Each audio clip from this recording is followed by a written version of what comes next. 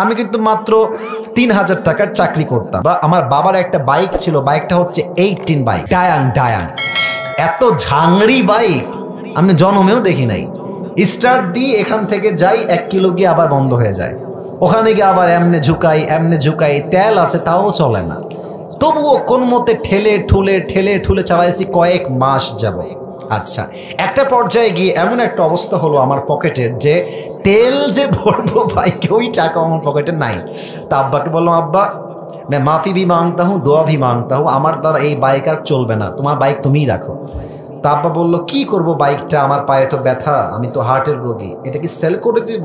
বললাম বিক্রি করে দাও, আমি এটা বিক্রি করে সাইকেল কিনবো, সাইকেলের চাইতে ভালো হবে আমার জন্য। তো যাই হোক, বাইকটা বিক্রি করব ভাব, মানে এটা এইভাবে কখনো আমি আগে কোনো মাহফিলে বলি নাই, এতটা ব্যাখ্যা দিয়ে বলি নাই, আজকে বলছি বাইকটা বিক্রি করে দিব অভাবের জন্য। বাট বিশ্বাস করেন সেই সময়টা প্রতিদিন তাহাজ্জুদ পড়তাম, প্রতিদিন আল্লাহকে বলতাম যে আল্লাহ তুমি আমাকে কবুল করো, আমার চেষ্টা কবুল করো। আর আমি দুইজনের ওয়াজ খুব বেশি শুনতাম, এক আজহারের ওয়াজ শুনতাম খুব বেশি, আর একজন আমি আল্লামা দেলোয়ার হোসেন সাঈদীর ওয়াজ খুব বেশি শুনতাম সেই সময়ের কথা। It has been 3 years or maybe 4 years back, 3 বা 4 বছর আগের কথা। তো হঠাৎ করে আমি একদিন জুমার খুতবা দিলাম, আমি আবার বলছি এই কথা কিন্তু আমি কখনো কোথাও আপনারা শোনেন নাই, আমি আজকেই বলছি। তো জুমার খুতবা দিলাম, আমি প্রায় 1 বছর যাবৎ জুমার খুতবা দেই, ভিডিও আপলোড হয়, কিন্তু কখনো কোনো রেসপন্স আসে না, আই মিন কেউ দেখে না ভিডিও।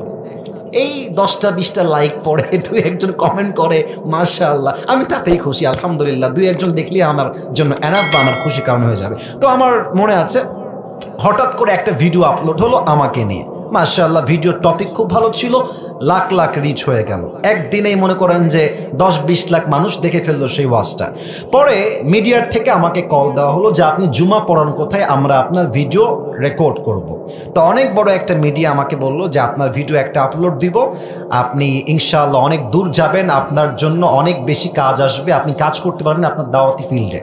তো একটা মাহফিল করলাম, মাহফিলটা ছিল পাবনায়। মাহফিল ছিল কোথায়? পাবনায়। তো পাবনায় গেলাম, আমি হলাম 3 নাম্বার বক্তা, দ্বিতীয় বক্তা না, 3 নাম্বার। তো আমাকে যখন ওয়াজে দেওয়া হলো, দ্বিতীয় বক্তা খুবই রাগ, আমার টাইমটা তাকে কেন দেওয়া হচ্ছে, ওকে তো দিয়ে কাজ হবে না, ওকে নামান, একে দিয়ে কাজ হবে না, এটা 3 বছর আগের কথা, বেশি না, 3 বা 4 বছর আগের কথা।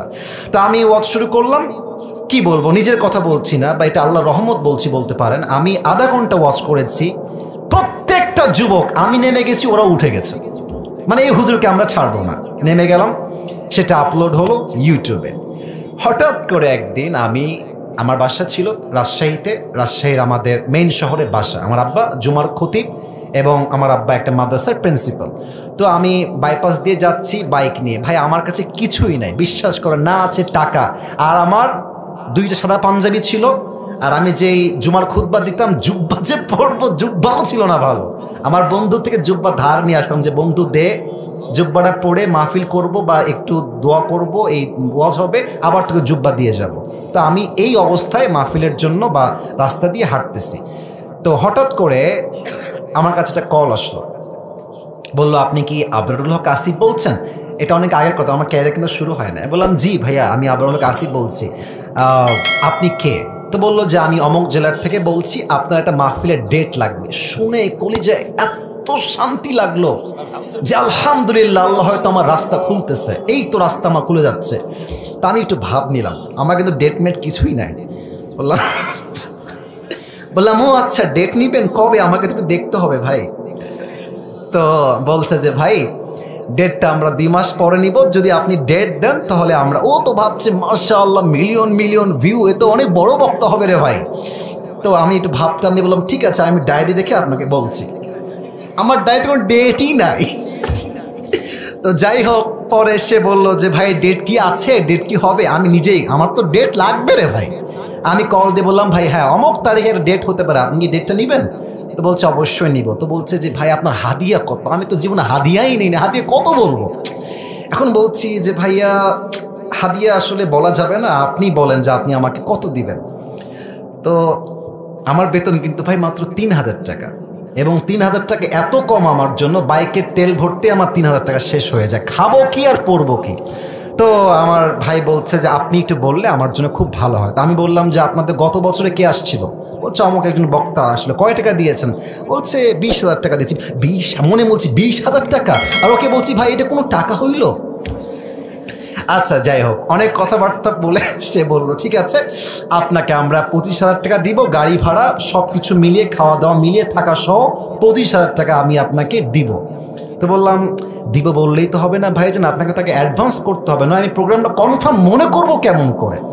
তো বলছে ঠিক আছে ভাই আপনি আপনার নাম্বারটা আমাকে দেন, আমি আপনাকে 5,000 টাকা অ্যাডভান্স করছি। আমি বললাম ইয়ার ইয়ে তো মেরি রাস্তা খুল গিয়া মাশাআল্লাহ।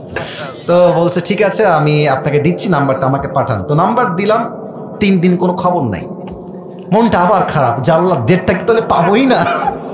তো 3 দিন পরে আবার আমার ভাই কল দিয়ে বলছে প্রিয় ভাই আপনাকে তো আমি টাকা দিব, বাট আমি টাকা তুলতে পারি নাই এলাকার থেকে, তাই টাকাটা দিতে পারি নাই। তো মাশাআল্লাহ সবাই আমাকে টাকা দিয়ে দিয়েছে, আপনার নাম্বারে আমি এখনই টাকা পাঠাচ্ছি। তা আমাকে ওই প্রথম মাহফিলের জন্য 5,000 টাকা অ্যাডভান্স দেওয়া হয়, এবং 5,000 টাকায় আমি আমার আব্বা আম্মাকে দিয়ে দিয়েছি। যাও তোমরা নাও।